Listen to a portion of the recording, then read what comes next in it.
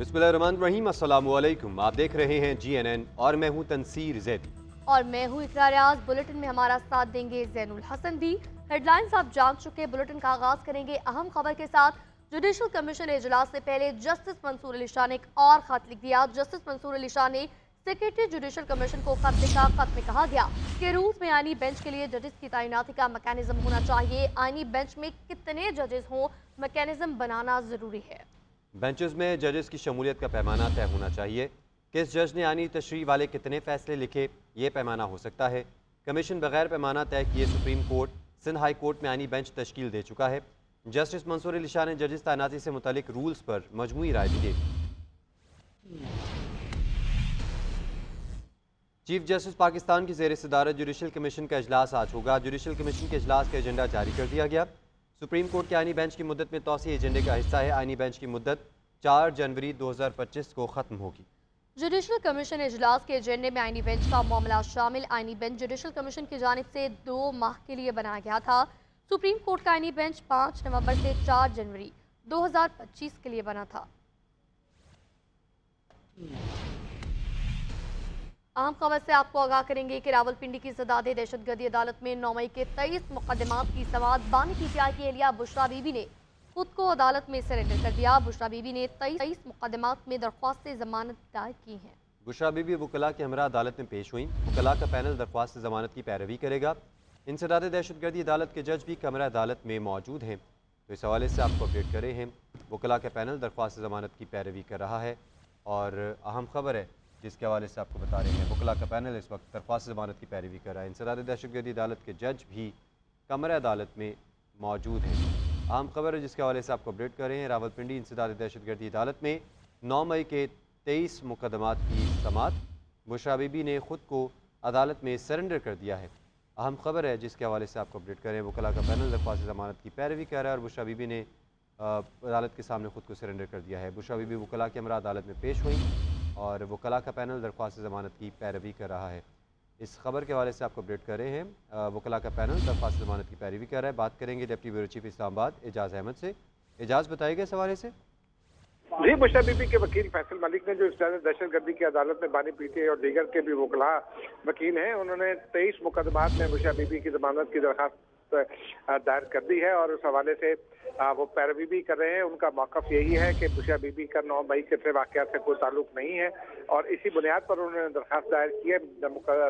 23 दरख्वास्तों की समाअत आज शाम तक मुकम्मल होने की तवक्को है। जी, बहुत शुक्रिया आपका एजाज़। मौसम के हवाले से आपको बताएं, मुल्क के मुख्तलिफ इलाकों में सर्दी की शिद्दत बरकरार है। सकरदू का दर्जा हरारत -12, गिलगित का -8 तक गिर चुका है। अस्तोर में दर्जा हरारत -6 रिकॉर्ड किया गया। चित्राल, दीर और कालाम का पारा -5, रावलाकोट और हुंजा में -4 डिग्री रिकॉर्ड किया गया है। बलूचिस्तान में सर्द हवाओं का राज है। इस्लामाबाद और पेशावर का कम से कम दर्जा हरारत -1 रिकॉर्ड किया गया है। कराची में तेज हवाएं चलने से सर्दी बढ़ने का इम्कान है।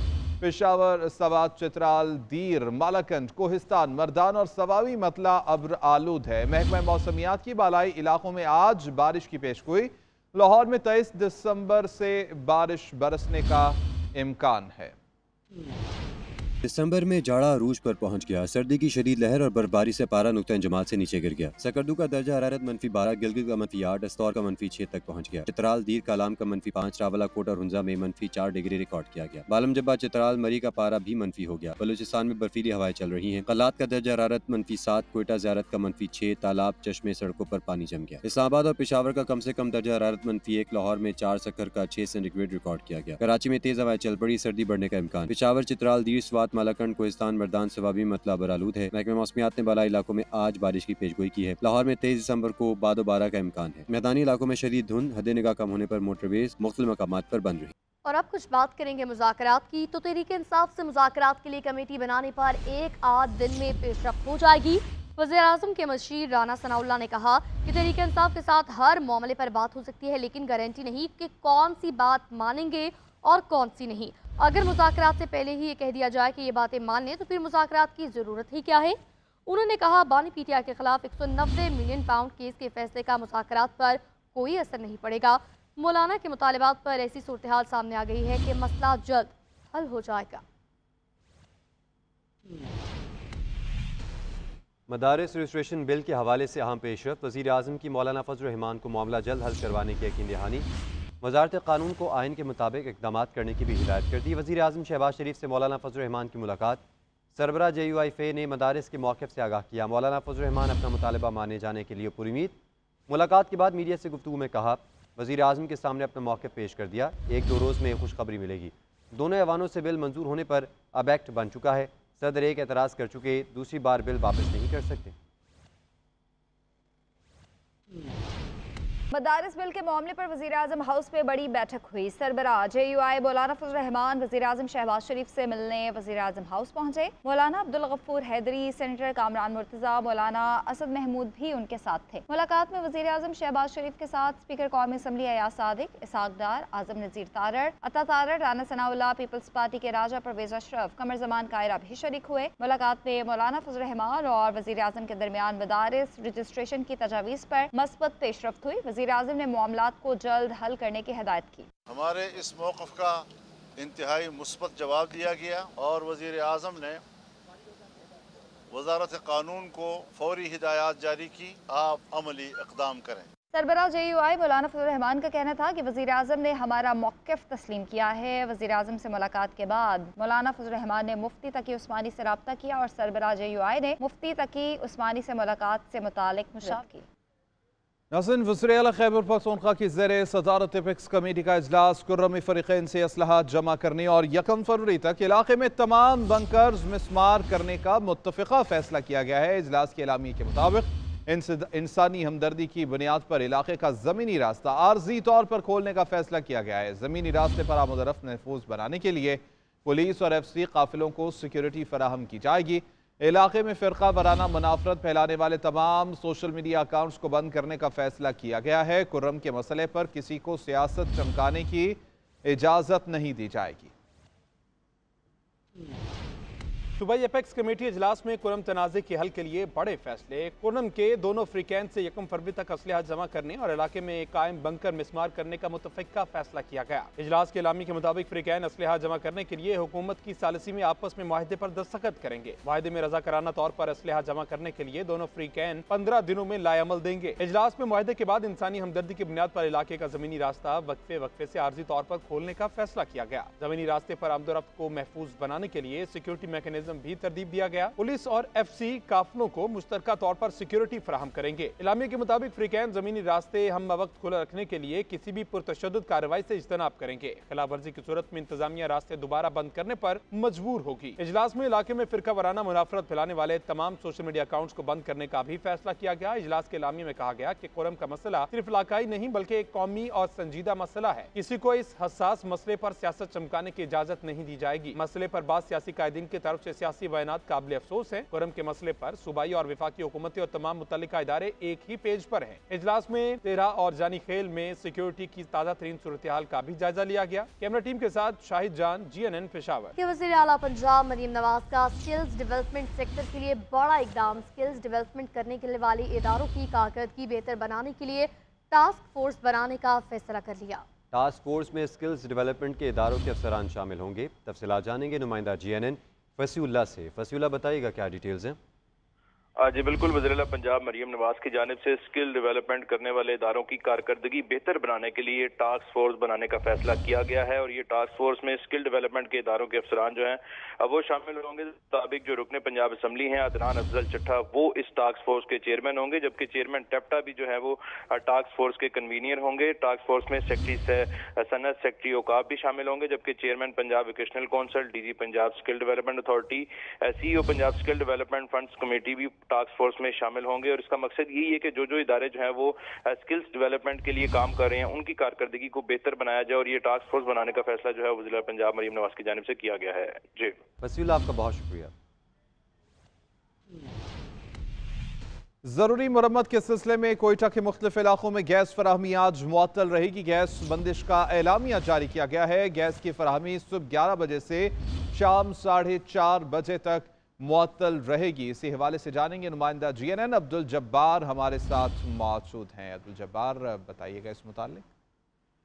जी शुक्रिया। बिल्कुल, सिविल सर्जन गैस कंपनी में जो है कोयटा शहर के मुख्तलिफ इलाकों में जो है जरूरी मोहम्मद शाम के सिलसिले में जो है गैस की फराहमी मुअत्तल करने की एलामिया जारी कर दी है, जिसके मुताबिक जो है आज सुबह 11 बजे से लेकर 4:30 बजे तक Kuavi road, science college, Patel road, Akram अस्पताल, गोयल मंडी और सिक्की रोड के मुख्तलिफ इलाकों में जो है गैस बंद रहेंगी। ताम इसके साथ साथ जो तस्लीमाबाद के इलाके, उस्मान सलाम रोड और मौलिका इलाकों में फराहमी जो है 4:30 बजे तक मुअत्तल रहेगी। ताम इस हवाले से गैस के काम में जो है मुतबादिल तौर पर ईंधन इस्तेमाल करने का भी जो है लोगों को कहा है कि जिसके बाद जो है लोग सर्दी से बच सकते हैं। ठीक है, बहुत शुक्रिया अब्दुल जब्बार। और अब आपको बताएंगे कि कोयटा शहर में सर्द हवाओं का राज है। शहरी सर्दी से बचने के लिए गर्म मलबूसात खरीदने लंडा बाजार का रुख करते हैं, मगर लंडे बाजार में गर्म मलबूसात की कीमतें आसमान से बातें करने लगी हैं, जिससे शहरियों को खरीदारी में मुश्किलात का सामना करना पड़ रहा है। इस वक्त हमारे नुमाइंदे अब्दुल जब्बार हमारे साथ मौजूद हैं, मजीद उनसे जानते हैं। जी बताइएगा। जी शुक्रिया। बिल्कुल, कोयटा शहर में इस वक्त दर्जा हरारत नुक्ता इंजमात से गिर चुका है, सर्द हवाएँ चल रही हैं, जिसके बाद जो है लोग यहाँ पर गर्म मलबूसात का इस्तेमाल कर रहे हैं, जिसके लिए शहर के मुख्तलिफ इलाकों में जो मार्केट्स हैं वहाँ पर जाकर जो है लोग जैकेट, स्वेटर वगैरह ख़रीदें। ताम मार्केट में इस वक्त जो कीमतें हैं वो आसमान को छू रही हैं, कीमतें काफ़ी ज़्यादा होने की वजह से लोग जो है ख़रीदारी नहीं कर पा रहे। ऐसे में लोग जो है लंडा बाज़ारों का रुख कर रहे हैं। मैं इस वक्त मौजूद हूँ जैंट रोड के इलाके में। शहरियों का ये कहना है कि मार्केट में जो न्यू चीज़ें हैं वो काफ़ी महंगी है।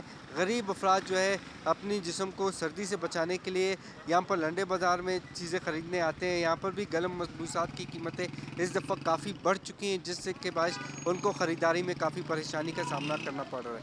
जी नाज़रीन, पेशावर में सब्जियों की कीमतों को पर लग चुके हैं। कीमतों में 20 से 30 रुपये फ़ी किलो इजाफा हो गया। मंडी में मटर 250 से 300, जबकि भिंडी फ़ी किलो 300 से 320 रुपये तक पहुँच चुकी है।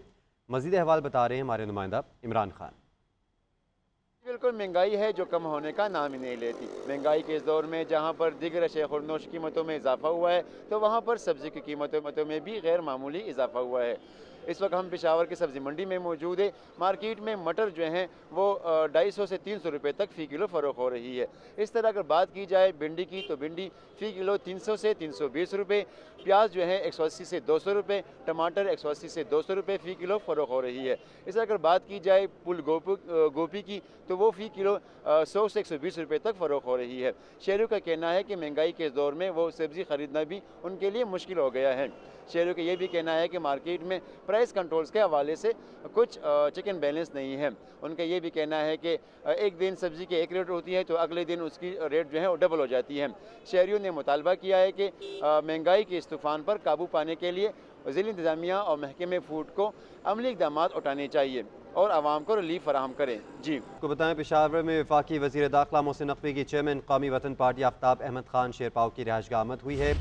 मुलाकात में बाहमी दिलचस्पी और सियासी अमूर और मुल्क की मजमूई सूरत हाल पर तबादला ख्याल किया गया। मोहसिन नकवी का कहना था कुरम एजेंसी इशू पर किसी भी सियासी जमात या ग्रुप को सियासत नहीं करनी चाहिए, ये बहुत हसास मामला है। मजीद उनकी जानिब से क्या कहा गया, जानते हैं आतिफ भट्ट से। जी आतिफ। जी, वज़ीर दाखिला मोहसिन नकवी ने आफ्ताब शेरपाव से अहम मुलाकात की है। बाहमी दिलचस्पी और सियासी अमूर और मुल्क की मजमूई सूरत हाल पर तबादला ख्याल किया गया है। खैबर पख्तूनख्वा में अमन और अमान की सूरत हाल पर भी बातचीत की गई है। वज़ीर दाखिला मोहसिन नकवी ने खैबर पख्तूनख्वा खसूसन कुरम में जो पायदार अमन के लिए किए गए इकदाम हैं उस हवाले से आगाह किया और मोहसिन नकवी ने कहा कि आफ्ताब शेरपाव बुजुर्ग सियासतदान है। खैबर पख्तूनख्वा में आफ्ताब शेरपाव की सियासी खिदमात का कोई मोतरफ नहीं। अपेक्स कमेटी के इजलास में KPK के खसूसन करम के हवाले से जो क़याम अमन के लिए अहम फैसले किए गए हैं, खैबर पख्तूनख्वा में अमन की आबियारी के लिए आखिरी हाथ तक जाएंगे। मोहसिन नकवी का ये भी कहना था कि कुरम एजेंसी इशू पर किसी भी सियासी जमात या ग्रुप को सियासत नहीं करनी चाहिए, ये बहुत हसास मामला है।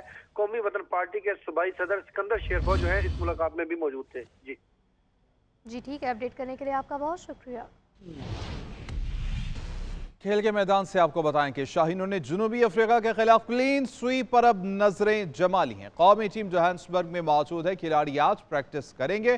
पाक जनूबी अफ्रीका तीसरा वनडे कल खेला जाएगा। पाकिस्तान को 3 मैचेस की सीरीज में 2-0 की फैसला कुन बरतरी हासिल है। मेजबान टीम की मुश्किलात में मजीद इजाफा हुआ है। अनफिट बैट्समैन आखिरी मैच से बाहर हो गए हैं। विकेट को टांग मारने वाले क्लासन पर भी मैच फीस का 15% जुर्माना आयद कर दिया गया है।